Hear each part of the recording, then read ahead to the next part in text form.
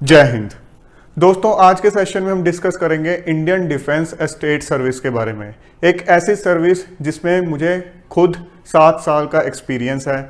इसके अलावा ये एक ऐसी सर्विस है जिसके बारे में बहुत से सिविल सर्विसेज एस्पिरेंट्स को ज़्यादा नहीं पता होता। सोशल मीडिया पे, इंटरनेट पे इसके रिगार्डिंग बहुत ज़्यादा आपको इन्फॉर्मेशन नहीं मिलेगी। बहुत से बच्चे रिक्वेस्ट कर रहे थे कि सर आप अपनी सर्विस के बारे में एक बार सेशन बनाइए कि किस तरह का वर्क प्रोफाइल रहता है, कहाँ कहाँ पोस्टिंग्स होती हैं और सारी इन डिटेल इसके रिगार्डिंग आप डिटेल्स दीजिए। सो आज के सेशन में हम इन डेप्थ नॉलेज लेंगे इस सर्विस के बारे में। अब आप में से बहुत से बच्चों को इस सर्विस के बारे में क्यों नहीं पता होता, इसका रीज़न ये है कि आप लोगों का फोकस उन सर्विसेज पे रहता है जिससे रिलेटेड ऑफिसर्स से आपका इंटरेक्शन कभी ना कभी हुआ हो या जिनसे आपको कभी ना कोई काम पड़ा हो। जैसे आईएएस ऑफिसर, कभी ना कभी आपके यहाँ एसडीएम से आपको काम पड़ा होगा, डीसी से काम पड़ा होगा, आईपीएस ऑफिसर, एसपी लगे होते हैं, एसएसपी लगे होते हैं। एक लेमैन को भी पता होता है इन पोस्ट के बारे में। इनकम टैक्स के बारे में, कस्टम्स के बारे में भी लोगों को काफ़ी हद तक पता होता है, बिकॉज अगेन इनकी प्रेजेंस बहुत ज़्यादा होती है। ये जो ऑफिसर्स हैं, इनका जो नंबर है, इनके जो कार्डर स्ट्रेंथ है टोटल, वो काफ़ी ज़्यादा है, जिस वजह से आप लोगों को इनके बारे में पता होता है। But Indian defence state service का जो कार्डर स्ट्रेंथ है वो बहुत ज़्यादा नहीं है और इनसे आपका हो सकता है पूरी ज़िंदगी में कभी इंटरेक्शन भी ना हुआ हो। बट जो लोग कैंटोनमेंट एरियाज में रहते हैं उनको डेफिनेटली इनके बारे में पता होता है, बिकॉज उनको इनसे काम पड़ता रहता है, उनकी इनसे इंटरेक्शन होती है। सबसे पहले हम इस सर्विस की ट्रेनिंग के बारे में जानते हैं कि अगर आप इस सर्विस में सिलेक्ट होते हो तो आपकी ट्रेनिंग कितनी ड्यूरेशन की होगी और कहाँ होगी। सबसे पहले तो एक कॉमन आपको पता ही है, फाउंडेशन कोर्स होता है 15 वीक्स का लबासना मसूरी के अंदर। अब ये ज़रूरी नहीं है कि आपका लबासना मसूरी में ही हो, वो डिपेंड करता है कि उस साल की जो बैच की स्ट्रेंथ है वो कितनी है। बिकॉज लबासना मसूरी में भी एक पर्टिकुलर उनकी स्ट्रेंथ है जिसको वो करवा सकते हैं उस साल ट्रेनिंग, फाउंडेशन कोर्स की ट्रेनिंग। सो आईएएस, आईपीएस, आईएफएस की तो लबासना मसूरी में ही होती है। कई बार होता है कि सारी की सारी बाकी सेंट्रल जो सर्विसेज होते हैं उनके ऑफिसर्स की भी लबासना में हो जाती है। कई बार वैकेंसीज कम होती हैं, बट कई बार वैकेंसी जब ज़्यादा होती हैं तो कुछ की यहाँ होती है और कुछ को बाकी की और अकेडमीज होती हैं इंडिया के अंदर, वहाँ उनको भेजा जाता है फाउंडेशन कोर्स के लिए। ये कॉमन कोर्स होता है सारे के सारे सेंट्रल सर्विसेज और ऑल इंडिया सर्विसेज के लिए। इसके बाद होती है 6 मंथ्स की इंडक्शन ट्रेनिंग, जो कि आपकी एक स्पेशलाइजेशन ट्रेनिंग होती है इस डिपार्टमेंट से रिलेटेड। वो कहाँ होती है? Needham, new Delhi. इसकी फुल फॉर्म है national institute of defence estates management. आप ये जो पिक्चर देख रहे हो ये इसी इंस्टीट्यूट की ही देख रहे हो। दिल्ली कैंट के अंदर ये इंस्टीट्यूट है, यहाँ आपकी ट्रेनिंग होती है। मेन आपकी ट्रेनिंग यहीं चलेगी, बट इन बिटवीन आपको और इंस्टीट्यूट्स में भी अटैच किया जाता है वीकली ट्रेनिंग्स के लिए। ज़्यादा आप देखोगे ड्यूरेशन नहीं होती है ट्रेनिंग की। कई बार आप दूसरी सर्विसेज लाइक आईआरएस में, रेलवेज की सर्विसेज में देखते हो उनकी ट्रेनिंग ड्यूरेशन काफ़ी ज़्यादा रहता है, 1.5 साल भी रहता है। बट यहाँ आप देख रहे हो कि 6 महीने के अंदर आपकी ट्रेनिंग कंप्लीट हो जाती है और उसके बाद आपको फील्ड में पोस्ट कर दिया जाता है। अब आगे इस सर्विस के बारे में जानने से पहले एक बार हम इस पूरे डिपार्टमेंट का ऑर्गेनाइजेशनल सेटअप समझ लेते हैं। सबसे ऊपर हियरार्की में होता है DGD, directorate general of defence estates. ये हेडक्वार्टर है पूरी सर्विस का न्यू दिल्ली के अंदर, दिल्ली कैंट के अंदर ऑफिस है और ये रक्षा संपदा भवन बोलते हैं इसको। ये पिक्चर में जो आप देख रहे हो ये हेडक्वार्टर है डीजीडी। अब डीजीडी के अंडर पूरे इंडिया को 6 जोन्स में डिवाइड किया हुआ है, 6 कमांड्स में डिवाइड किया गया है। एक है नदरन कमांड जिसका हेडक्वार्टर है जम्मू में, दूसरी है वेस्टर्न कमांड जिसका हेडक्वार्टर है चंडीगढ़ में, फिर है सेंट्रल कमांड, लखनऊ हेडक्वार्टर है इसका, ईस्टर्न कमांड कोलकाता में, सदर्न कमांड पुणे में और साउथ वेस्टर्न कमांड जयपुर में। और ये जो सारी की सारी कमांड्स हैं इनको हेड करते हैं प्रिंसिपल डायरेक्टर रैंक के ऑफिसर, वो भी एक सीनियर आईडीईएस ऑफिसर होते हैं। डीजीडी की बात करें तो इनको हेड करते हैं, पूरे डिपार्टमेंट को हेड करते हैं डायरेक्टर जनरल, जो कि सीनियर मोस्ट आईडीईएस ऑफिसर होते हैं। डीजीडी के अंदर आपको और भी आईडीईएस ऑफिसर्स मिलेंगे, उनके नीचे ग्रुप बी, ग्रुप सी जो ऑफिशियल्स हैं वो भी काम करते हैं। इसी तरह से हर डायरेक्टोरेट के अंदर जो हर कमांड है इसको हेड करते हैं प्रिंसिपल डायरेक्टर, उनके नीचे डायरेक्टर्स होंगे, ज्वाइंट डायरेक्टर, डेप्यूटी डायरेक्टर, ये सब भी आईडीईएस ऑफिसर्स होते हैं और इनके नीचे भी स्टाफ ऑफिशियल्स काम करते हैं। अब इसके बाद क्या सारे के सारे ऑफिसर सिर्फ इन्हीं कमांड्स में या डीजीडी में काम करते हैं? नहीं, आप जब इनिशियली पोस्ट होते हैं तो फील्ड ऑफिसेज में पोस्ट होते हैं, जो कि हर कमांड के अंडर होते हैं। हर कमांड के अंडर आपको डिफेंस स्टेट ऑफिसर का फील्ड ऑफिस मिलेगा, कई सारे होंगे।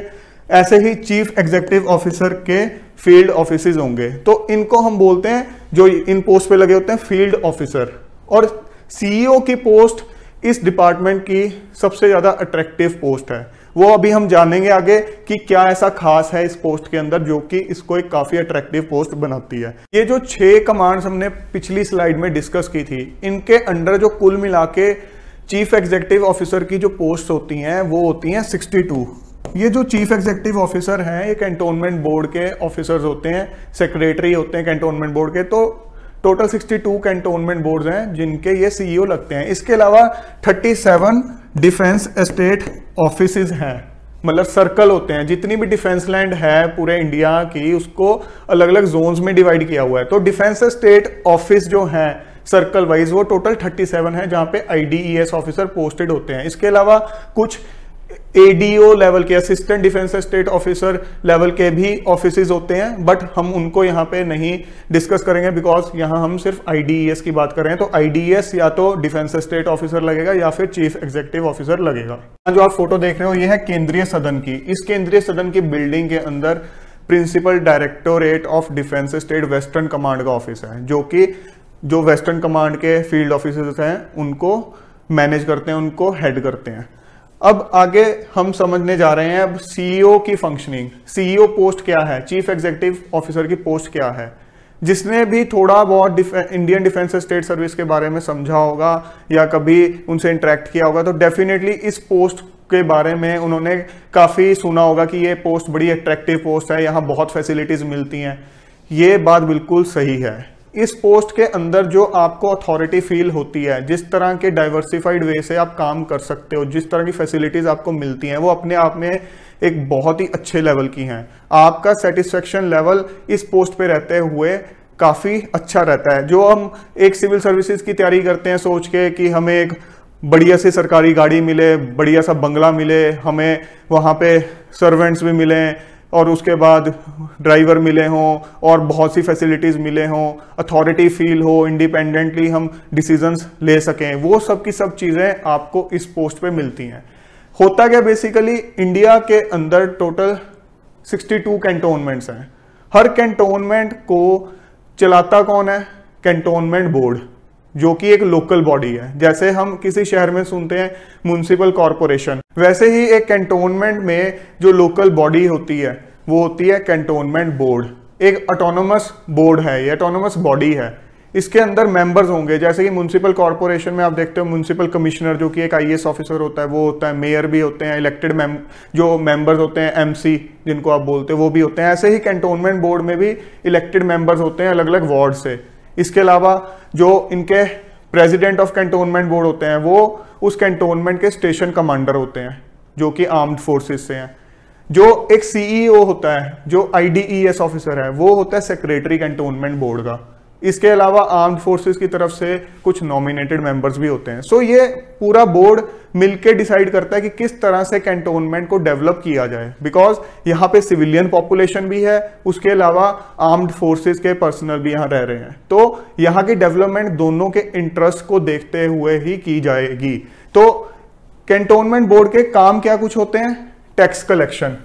जो भी कैंटोनमेंट के अंदर टैक्स कलेक्शन होनी है, लाइक प्रॉपर्टी टैक्स की कलेक्शन, वो कैंटोनमेंट बोर्ड करेगा। जितनी वाटर सप्लाई है कैंटोनमेंट के अंदर उसकी देखरेख कैंटोनमेंट बोर्ड करेगा। सैनिटेशन, साफ सफाई का काम, आप देखते हो कि एक जो सिटी होता है और एक कैंटोनमेंट होता है, चाहे एडजॉइनिंग है, बट वहां की साफ सफाई में आपको काफी फर्क दिखता है। सो कैंटोनमेंट की साफ सफाई का जिम्मा किसके हाथ में है, कैंटोनमेंट बोर्ड के हाथ में। सो सारी साफ सफाई ये देखते हैं। अब आप यहाँ एक चीज का ध्यान रखो कि CEO सेक्रेटरी है। किसी भी चीज का जो एग्जीक्यूशन है वो CEO के हाथ में होता है। डिसीजन लेगा कैंटोनमेंट बोर्ड, बट उसको एग्जीक्यूट किसने करवाना है, CEO ने। ऑल्दो CEO भी एक कैंटोनमेंट बोर्ड में जब डिसीजन मेकिंग जो बॉडी है उसका पार्ट है, सेक्रेटरी है, बट फाइनल जो एग्जीक्यूटिंग पावर है वो CEO के पास रहती है। यहाँ पे बर्थ एंड डेथ रजिस्ट्रेशन जो है, कैंटोनमेंट के अंदर जो सिविलियन पॉपुलेशन रह रही है वहां पे किसी का भी बर्थ हो रहा है, किसी की डेथ हो रही है, वो सारा का सारा रजिस्ट्रेशन जिस तरह से म्युनिसिपल कॉरपोरेशन में होता है सिटी के अंदर, वैसे ही कैंटोनमेंट बोर्ड करता है कैंटोनमेंट के अंदर। एक कैंटोनमेंट बोर्ड के कुछ स्कूल्स भी होते हैं, आपने कैंटोनमेंट के अंदर देखे होंगे कैंटोनमेंट बोर्ड स्कूल, वो कैंटोनमेंट बोर्ड के अंडर ही होते हैं, वो भी यही चला रहा होता है। सो आपको एज अ सीईओ देखो कितनी डाइवर्सिफिकेशन के साथ काम करने का मौका मिल रहा है। इसके बाद health and social care, cantonment board के अपना हॉस्पिटल भी होता है, उसके अलावा सोशल केयर सेंटर्स, आप जो ओल्ड एज पीपल हैं, उसके अलावा डिफरेंटली एबल्ड पीपल हैं, उनके लिए आप सोशल केयर को ध्यान में रखते हुए उनके लिए सोशल केयर सेटअप खड़ा कर सकते हो, ओल्ड एज होम बना सकते हो। आपके पास काफी पावर होती है, फंड्स होते हैं आपके पास, तो उनको यूटिलाइज करके आप इस तरह के सेंटर्स खोल सकते हो। जिस तरह के कई बार आप सोचते हो चीजें कि मैं सोशल सर्विस करना चाहता हूँ सिविल सर्विसेज में आके, सो यहाँ आपको वो पावर मिलती है। उसके अलावा जोन सी रोड्स, सारी रोड्स नहीं but zone C roads cantonment board के अंडर होती है, उनकी मेंटेनेंस का काम कैंटोनमेंट बोर्ड देखता है। कैंटोनमेंट के अंदर जो beautification, greenery, tree plantation, flowers देखते हो, या साइडवेज पे आप जो पाथवेज पे जितनी भी ब्यूटिफिकेशन देखते हो, वो सारा का सारा काम कैंटोनमेंट बोर्ड ही करता है। इसके अलावा भी कई तरह के फंक्शंस हैं, लाइक एक बहुत ही अच्छी पावर सीईओ के पास, जो कि एक आप यूजुअली आईएएस के पास ही देखते हो, वो है रिक्रूटमेंट की पावर। कैंटोनमेंट बोर्ड क्योंकि एक ऑटोनोमस बॉडी है, सो ये अपने लेवल पे रिक्रूटमेंट भी करता है। नॉर्मली आप देखते हो, मान लो आप एक आईआरएस ऑफिसर हो, तो आपके पास कभी इस तरह की पावर नहीं होगी कि आप अपने लेवल पे ही रिक्रूटमेंट कर लोगे।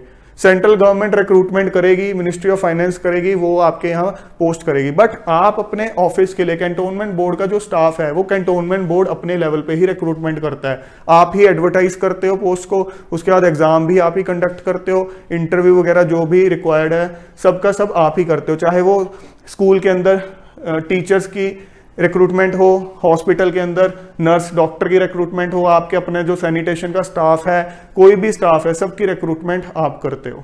सो आप देखो कितनी एक आपको जबरदस्त पावर यहाँ मिली हुई है। इसके अलावा जो इलेक्शंस भी होते हैं, जो इनके वार्ड्स होते हैं, जो कि इलेक्टेड मेंबर्स आते हैं कैंटोनमेंट बोर्ड के अंदर, जो वो इलेक्शन भी होता है, उसकी भी सारी की सारी देख रेख जो है सीईओ करता है।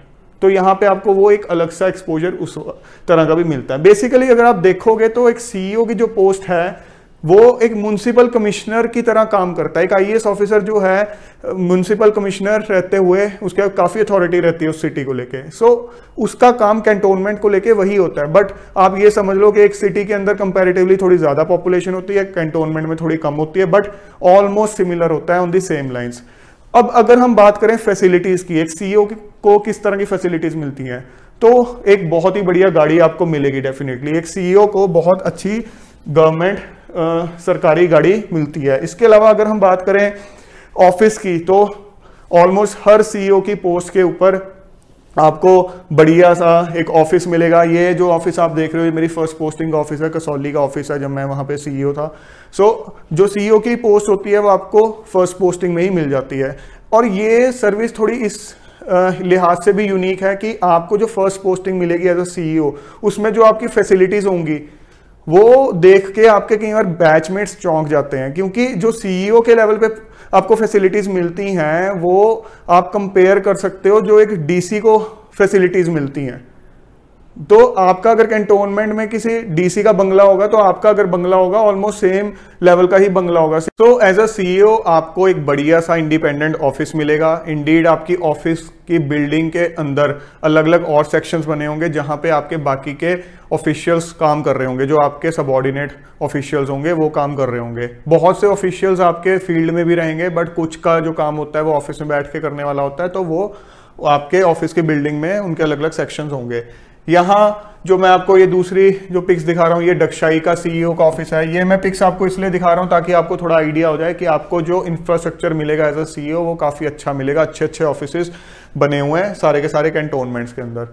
ये थोड़े दो पिक्चर्स हैं सीईओ के बंगले की। अगर सीईओ के बंगले की बात करें तो ये मैं आपको पिक्चर जो दिखा रहा हूँ ये है डक्षाई का जो सीईओ रेजिडेंस है, और ये कसौली का जो सीईओ रेजिडेंस है उसके अंदर की पिक्चर। तो आप थोड़ा आइडिया ले सकते हो कि आपको बढ़िया एकोमोडेशन, बढ़िया बंगलो मिलता है सरकार की तरफ से। अभी ये हिली एरिया का मैं दिखा रहा हूँ, जो प्लेन एरियाज होते हैं नॉर्मल, जैसे Ambala cantt, Jalandhar cantt, Firozpur cantt, जो भी बाकी के कैंट्स हैं, पुणे कैंट, यहाँ पे आपको बहुत बड़े बड़े साइज के बंगलो मिलेंगे, कहीं कहीं एकड़ में फैले हुए बंगलो मिलेंगे। सो इस लिहाज से सीईओ की पोस्टिंग काफी अट्रैक्टिव पोस्टिंग रहती है। आपको फैसिलिटीज की कोई कमी नहीं होती है, मैन पावर की कोई कमी नहीं होती है। जो चीजें मोस्टली बच्चे देख के सिविल सर्विसेज की प्रिपरेशन करते हैं, वो सब की सब चीजें आपको सीईओ की पोस्ट पे हमेशा मिलती रहेंगी। आर्म्ड फोर्सेज के साथ तो आपका इंटरेक्शन रहेगा ही रहेगा। कुछ लोगों को होता है कि मुझे आर्मी में जाना है या सिविल सर्विसेज में जाना है, इस चीज में कंफ्यूज रहते हैं। सो ये एक ऐसी सर्विस है जिसमें आप as a civilian officer civilians का भी भला कर सकते हो, आर्म्ड फोर्सेज के साथ भी आपका बहुत ज्यादा इंटरेक्शन रहता है। सो आपको दोनों तरह के एक्सपीरियंसेस फील करने को मिलते हैं।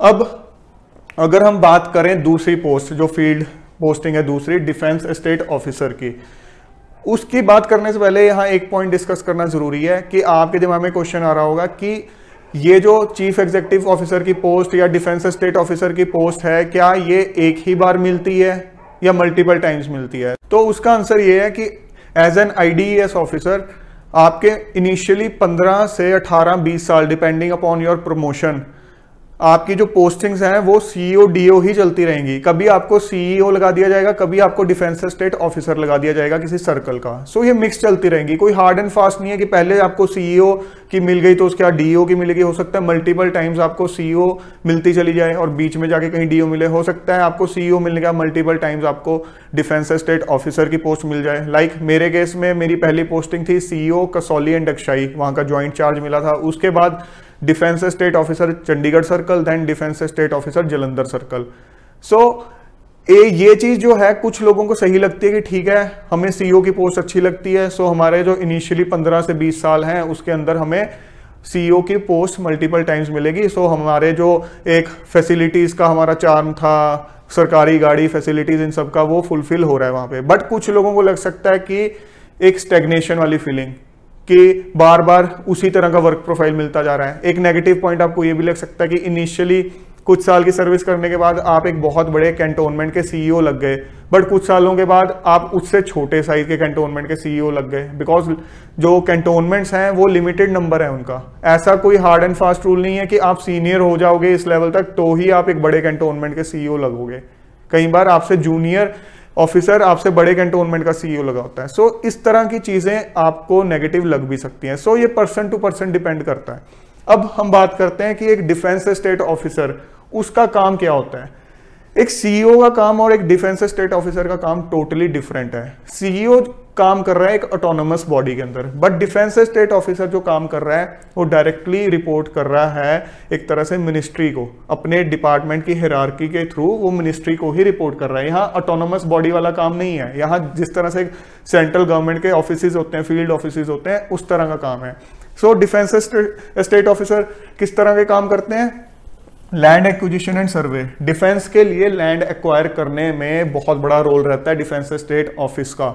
और उसके बाद जो भी डिफेंस लैंड है उसका पीरियोडिकली सर्वे करना कि हमारी किसी लैंड के ऊपर एंक्रोचमेंट तो नहीं हुई है, अच्छे से फेंसिंग हो रखी है डिफेंस लैंड की, वो सब चीजें पूरा उसका जो रिकॉर्ड है उसको डिजिटाइज करके रखना। लैंड रिकॉर्ड डिजिटाइजेशन, आप सर्वे करोगे उसके बाद उस रिकॉर्ड को डिजिटाइज भी करोगे। ये एक लेटेस्ट एक्सरसाइज चल रही है इस डिपार्टमेंट के अंदर।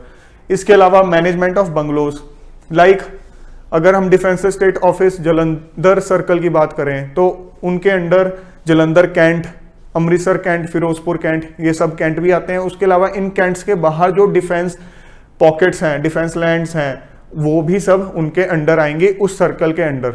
मान लो उनको कुछ डिस्ट्रिक्ट्स दे दिए गए हैं कि ये डिस्ट्रिक्ट्स इस सर्कल के अंदर हैं, तो उन डिस्ट्रिक्ट के अंदर जो भी डिफेंस लैंड होगी वो उनकी मैनेजमेंट में आएगी। अब यहाँ फर्क आपको सीईओ डीओ की पोस्ट में समझ आ रहा होगा कि सीईओ एक कैंटोनमेंट के अंदर ही काम कर रहा है, उसका दायरा उस कैंटोनमेंट तक ही है। बट एक डिफेंस एस्टेट ऑफिसर, उसका जो दायरा है वो बहुत बड़ा होता है। लाइक अगर हम जलंधर सर्कल की बात करें तो उसमें 3 तो कैंटोनमेंट्स आ जाते हैं, उसके अलावा काफी सारे पॉकेट्स हैं मल्टीपल डिस्ट्रिक्ट्स में, कुछ डिस्ट्रिक्ट्स हिमाचल प्रदेश की, कुछ पंजाब की।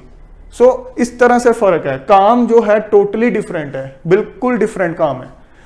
तो ये जो कैंटोनमेंट्स एक डिफेंस स्टेट ऑफिसर के अंडर आते हैं, इनकी जो बंगलोज की जो मैनेजमेंट होती है, उनका लैंड रिकॉर्ड मेंटेन करना, कुछ भी उसमें किसी ने कोई कंस्ट्रक्शन कर रही है उसकी परमिशन देना, ये देखना किसी ने कोई अनऑथराइज कंस्ट्रक्शन तो नहीं कर लिया, वो सारा चेक रखना, वो सारा का सारा काम डिफेंस स्टेट ऑफिसर का ही होता है। इसीलिए मैं बोल रहा हूँ कि एक कैंटोनमेंट के अंदर इंसान को पता होता है कि IDS ऑफिसर कौन है।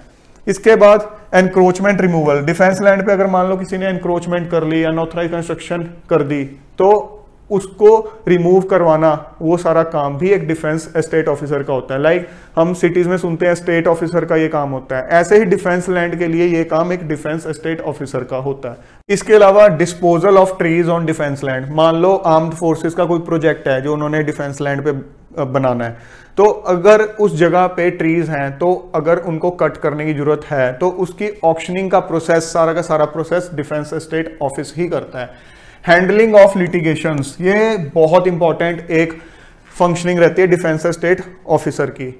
जितने भी डिफेंस लैंड से रिलेटेड लिटिगेशंस होंगे, केसेस होंगे डिस्ट्रिक्ट कोर्ट में, हाई कोर्ट के अंदर, सुप्रीम कोर्ट के अंदर, वो सारे का सारा जो डिफेंड करेगा वो डिफेंस स्टेट ऑफिसर करेगा on behalf of government of India. So इस पोस्ट पे रहते हुए आपको केस, जो ये कोर्ट केसेस होते हैं, इसके रिगार्डिंग काफी एक्सपोजर मिलता है। ये चीज भी आपको काफी ज्यादा मैच्योरिटी देती है। नॉर्मली आप एक IRS ऑफिसर लगे हुए, कोई और सेंट्रल सर्विसेज में लगे हुए हो, तो आपको इतना ज्यादा एक्सपोजर नहीं मिलता है कोर्ट केसेस का। आपके ऑफिस में लिमिटेड नंबर ऑफ कोई कोर्ट केसेस आ भी जाते हैं तो कई बार पैनिक क्रिएट हो जाता है, बट इस ऑफिस में कोर्ट केसेस एक डेली बिजनेस होता है, डेली का काम है। सो यहाँ आपको उस लिहाज से भी बहुत ज्यादा एक्सपोजर मिलता है। अगर हम काम के मैच्योरिटी की बात करें तो एक डिफेंस स्टेट ऑफिसर का काम काफी ज्यादा मैच्योर्ड होता है in comparison to chief executive officer. आपका क्योंकि दायरा बड़ा है, आपका जो काम है वो लिटिगेशन से रिलेटेड बहुत ज्यादा एनक्रोचमेंट पे चेक रखना, और जो land record digitization, land survey, land acquisition, land acquire करोगे तो उसके बाद पेमेंट जो रिलीज होगी, जो जिनकी आपने लैंड एक्वायर की है, वो भी आपके ऑफिस से ही रिलीज होगी। तो अपने आप में बहुत ही क्रिटिकल काम है।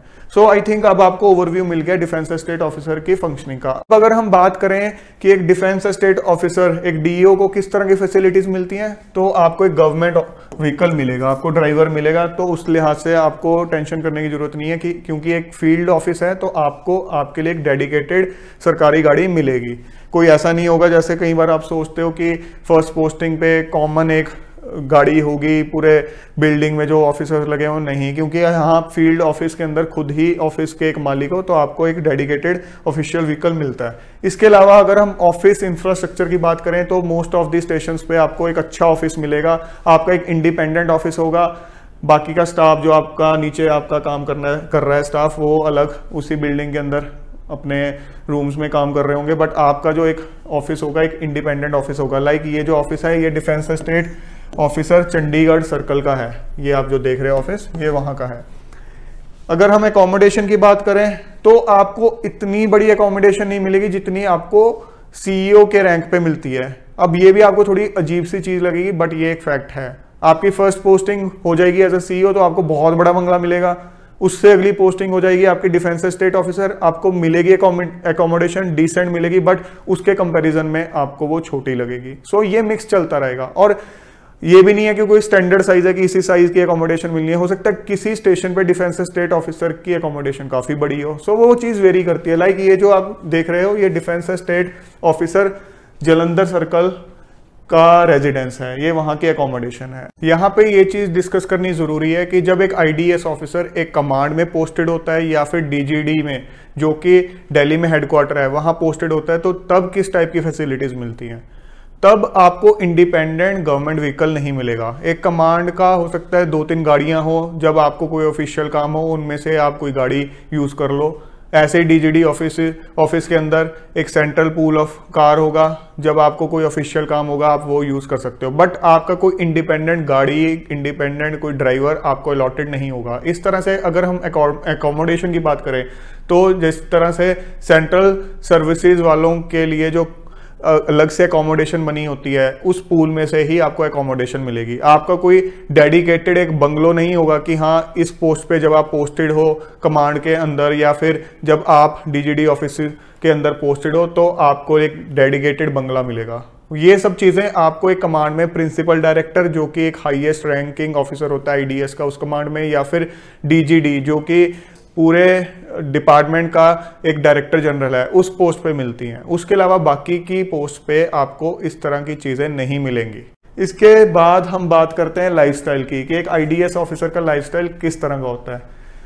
फील्ड जॉब होती है या डेस्क जॉब होती है। जब आप सीईओ लगे हुए या डीईओ लगे हुए तो आपकी फील्ड जॉब है, आपको फील्ड में भी जाना पड़ता है। ये फर्क रहता है, सीईओ रहते हुए आपके जो फील्ड जो जॉब है वो आपकी रहती है कैंटोनमेंट के अंदर रिस्ट्रिक्टेड रहेगी।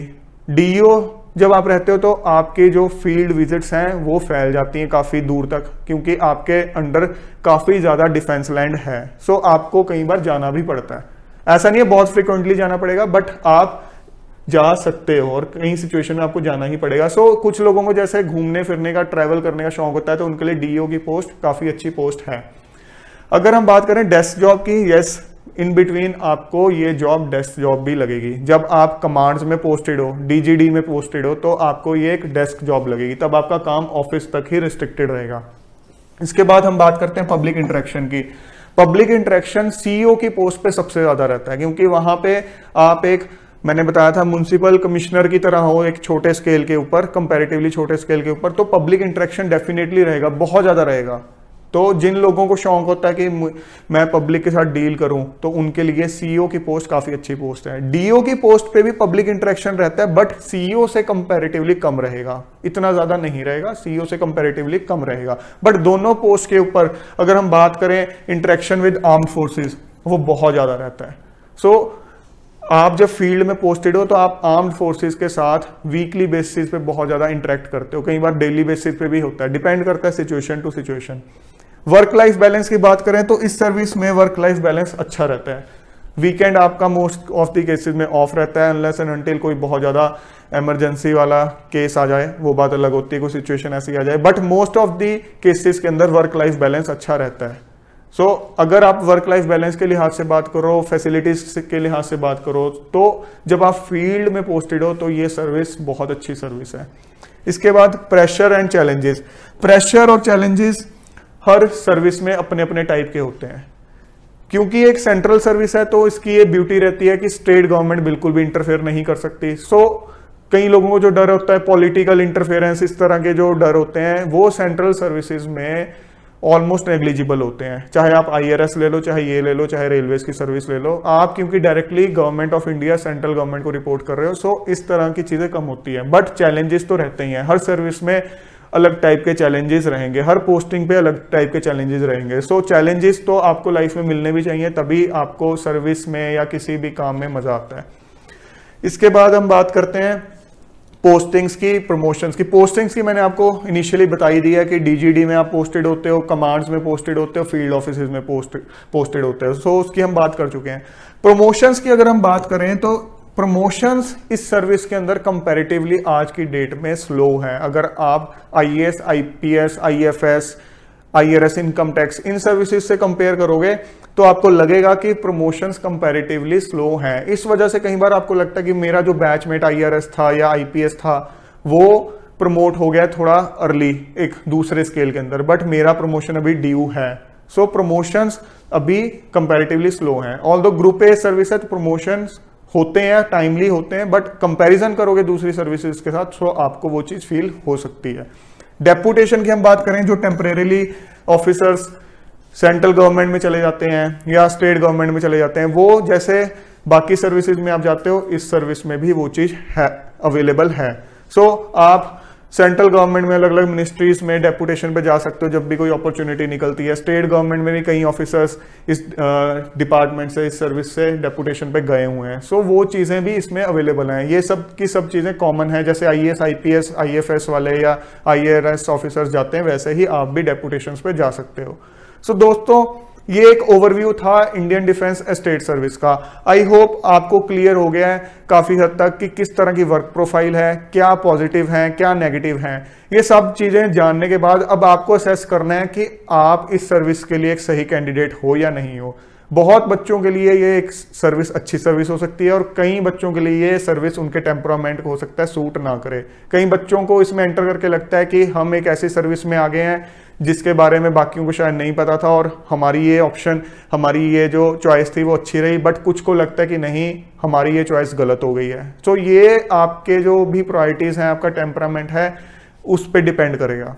सो फ्रेंड्स, आई होप आज के सेशन के बाद आपको आईडीएस के रिगार्डिंग पूरी क्लैरिटी हो गई है। जल्द मिलेंगे हम एक और नए सेशन के साथ। Till then keep working hard and stay fit and healthy. जय हिंद।